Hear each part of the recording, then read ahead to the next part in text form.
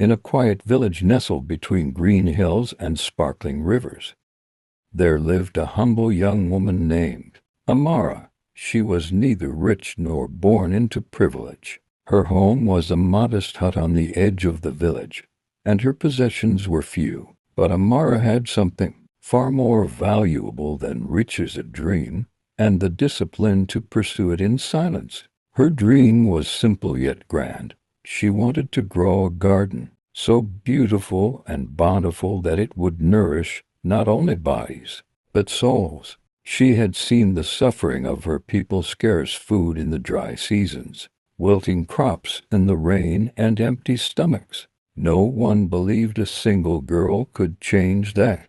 Gardening is for the old, some would scoff. She doesn't even have good land, others said. But Amara did not argue. She did not boast. She did not post her plans on village walls or announce them in the square. Instead, she worked in silence. Every morning, before the rooster crowed, Amara walked to the edge of a dry, neglected patch of land that no one wanted. There, she cleared the stones by hand. She carried buckets of water from the river when the well was low. She studied the soil, learned about composting, and gathered forgotten wisdom from the elders. Not once did she complain, while others danced at festivals or gossiped in the market. Amara quietly planted her seeds. She covered them gently and whispered, "Grow strong, my little ones.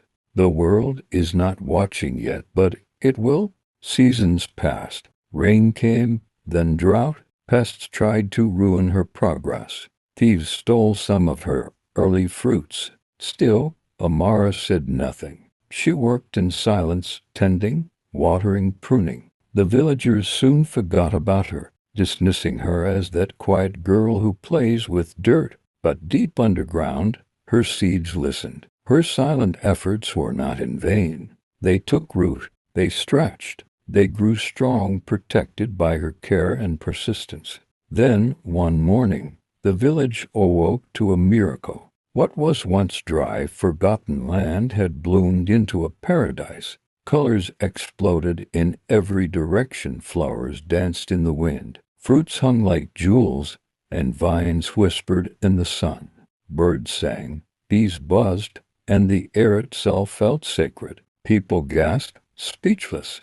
They came running. "Who did this?" they asked. Amara stood quietly at the garden's gate, her hands rough, her face sun-kissed and glowing. Only when they begged did she speak. "I worked in silence," she said. "Now, let the garden speak for me." From that day forward, the village was never the same. Her garden fed the hungry, healed the sick with herbs, and became a sanctuary for weary hearts. Children played in its shade. Travelers came from far places to witness its beauty. But what amazed them most was not the garden itself. It was the story behind it. Amara never changed. She continued tending the soil with the same quiet devotion. She taught others, but never bragged. She knew the truth. The seed grows in darkness. The roots reach deep in silence. But when the bloom comes, it speaks louder than words ever could. Work quietly. Let your results make the noise. Greatness is not born in the spotlight, it's forged in the shadows. When you master the art of patience, discipline, and silent persistence, the world will have no choice but to notice your bloom. If this story stirred something within you, maybe you needed to hear it. Subscribe and join a community of listeners who believe in the power of words to transform lives.